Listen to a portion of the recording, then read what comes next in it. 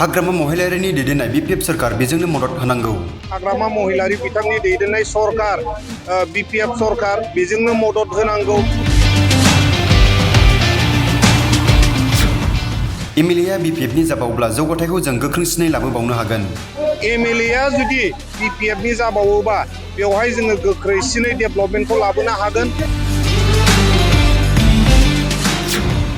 बिटिसिआव बीपीएफनि सरकार दिसपुराव सा 15 एमएलए देरहाहोना हरबा बड'लेण्डआव जौगानाया गोख्रोंसिन जागोन। डक्टर सांग्राम ब्रह्मनि गोख्रों बिबुंथि। बिटिसिआवबो बीपीएफ सरकार आरो स्टेटआवबो जोङो जुदि 15 जन एमएलए देरहाहरनो हायोबा जोंनि बड'लेण्ड ओनसोलनि जौगानाया डेभेलपमेन्टआ गोख्रोंनिफ्राय गोख्रोंसिन जागोन। बावैसो सान सिगां इउपिपिएल दोलोखौ नागारनानै हाग्रामा महिलारि दैदेननाय बीपीएफ दोलोआव हाबहैनाय अदेबानि प्रमद बर'नि बारग' ओएसडि डक्टर सांग्राम ब्रह्मआ आथिखाल राजखान्थि थासारिखौ लानानै साफ्रोमबो रायजोफोरखौ बीपीएफखौ मदद होनो खावलायदों। बिथाङा खौरां बिजोङाव बुङोदि बिटिसि ओनसोलाव हाग्रामा महिलारि दैदेननाय बीपीएफ सरकार बेजोंनो मदद होनांगौ।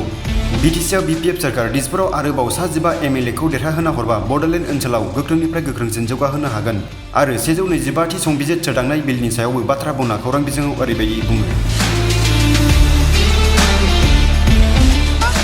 दिनै थांनाय जेनाखि बिटिसि इलेक्सन बेयावनो खोन्थाखाबाय जोङो बयबो हाग्रामा महिलारि बिथांनि दैदेननाय सरकार बीपीएफ सरकार बेजोंनो मदद होनांगौ।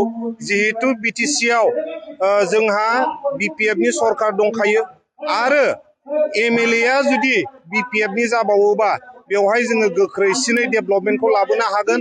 बिनि थाखायनो बिटिसिआवबो बीपीएफ सरकार आरो स्टेटआवबो जोङो जुदि 15 जन एमएलए देरहाहरनो हायोबा जोंनि बड'लेण्ड ओनसोलनि जौगानाया डेभेलपमेन्टआ गोख्रोंनिफ्राय गोख्रोंसिन जागोन। दा बिथांमोनहाथ' थांनाय 5 बोसोरनिफ्राय बुंगासिनो दङ 125 एमेन्डमेन्ट बहुद खोथा सानै एमपिथ' दंखायोमोन।